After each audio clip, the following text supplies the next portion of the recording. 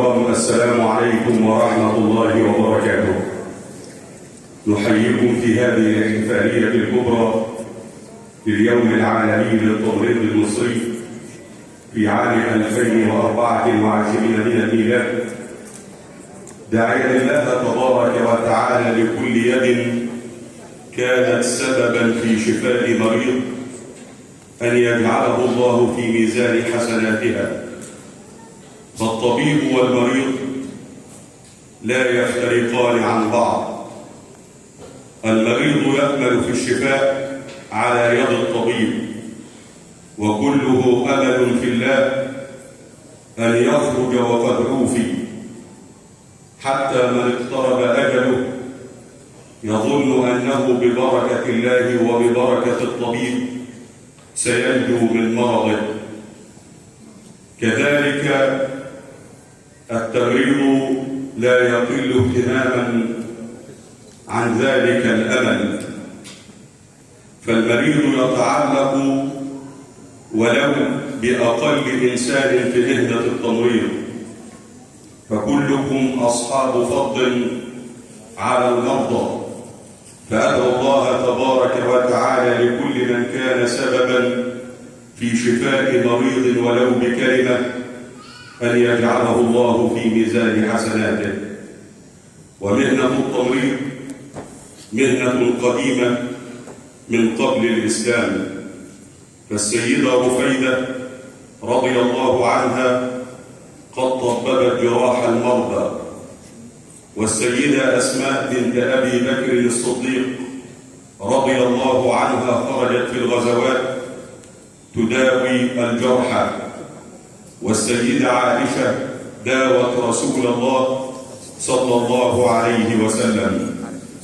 فأدعو الله تبارك وتعالى لكل من كان سببا في شفاء مريض أن يجعله الله في ميزان حسناته، كما أدعو الله تبارك وتعالى أن يجعل مصر أمنا أمانا سلما سلاما وسائر بلاد المسلمين أجمعين.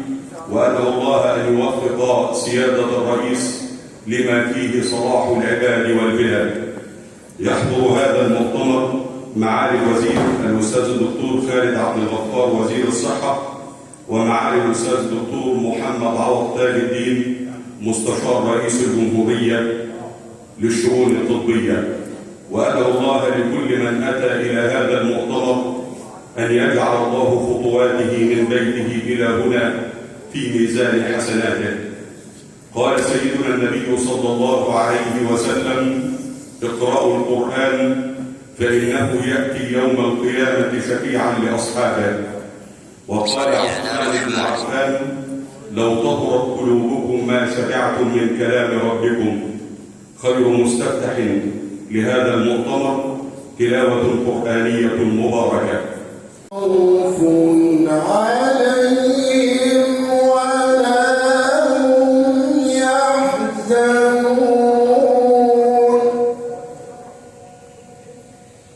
الذين آمنوا وكانوا يتقون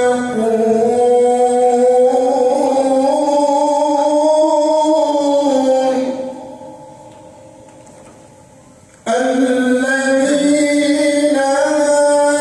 آمنوا وكانوا يتقون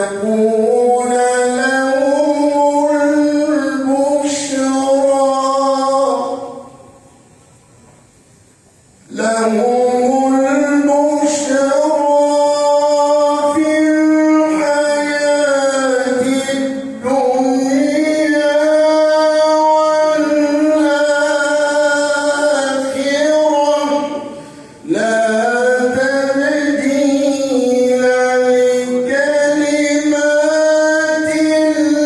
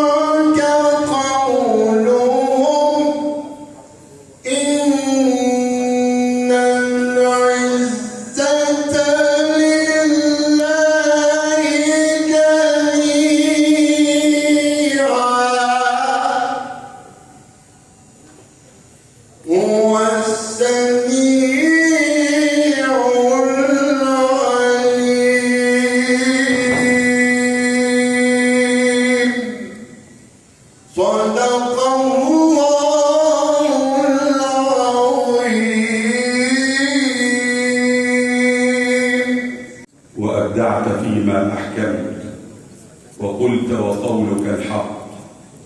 حقا إن له لحلاوة، وإن عليه لطلاوة، وإن أعلاه لمثمر، وإن أسفله لمغدر، وإنه يعلو ولا يعلى عليه.